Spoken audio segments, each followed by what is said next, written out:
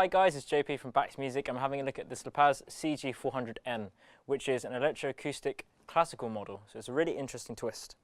It's pretty awesome. I really like these butterfly inlays as well. I think they look really cool. It's like a nice futuristic-y sci-fi look on top of a spruce wood top. We've got a rosewood back and sides, and we've got a mahogany on the back. So just to show you how that looks, I think that looks pretty awesome. The rosewood back and sides is a really nice finish to it. It's a really nice graded wood. And it's a mahogany neck. So we've got a rosewood fretboard as well. It's 19 frets. So everything really you could want just in a standard classical guitar, but of course there is a preamp on the top where you can change the battery as well. And it has simple control, so it's just a bass, middle, treble and a presence control on there, nothing more, and just a volume as well. There is also, sorry I forgot to point out, there is a battery check feature as well, so you can hold that down and check how much battery is left depending on how bright the light is. So everything you could want, but let's hear how it sounds.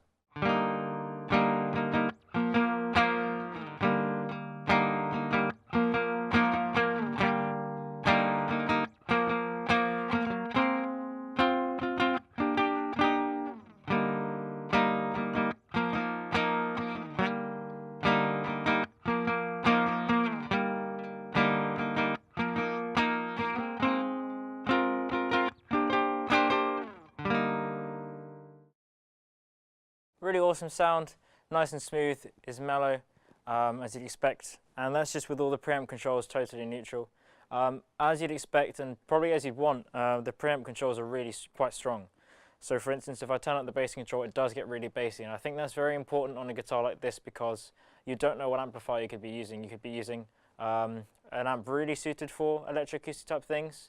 But you'd expect that to be a bit brighter because most electroacoustics are typically like steel string as opposed to nylon, in my experience. You might be running this through directly into like an electric guitar amplifier. So obviously the voicings are really going to change with that, and you're going to have some very, very mixed results. So as a result, I think it's quite important that the preamp controls are quite strong. I'll show you what I mean. If I was to turn the bass up quite a lot, instead of just getting more of a bassy tone, you really do have a lot of bass signal now being introduced with that preamp. So things do get to really, they start to thicken up. And I'll show you how that sounds.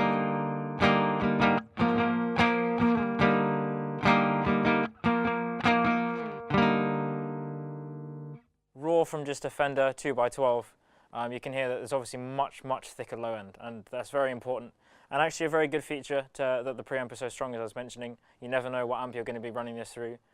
Whether you're a gig musician, a home musician, there's obviously lots of different amplifiers that are suitable for something that is a classical electroacoustic, lots of different amplifiers out there. So I think it's good that the preamp is so varied.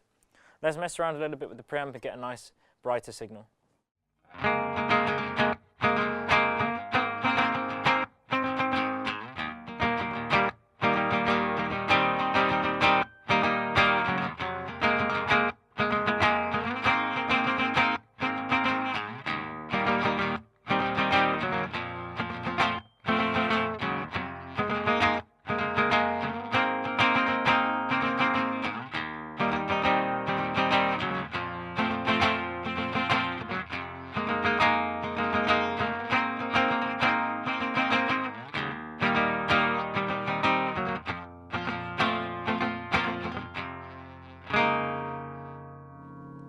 Nice, awesome, bright, spanky tone.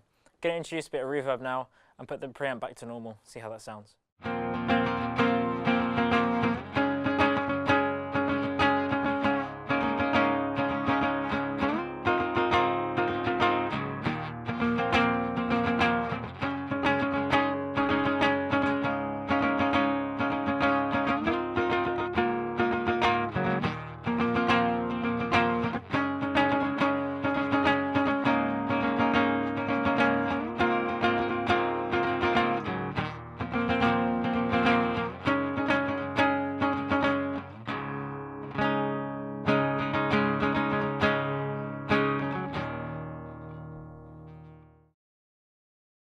Overall, a really interesting model.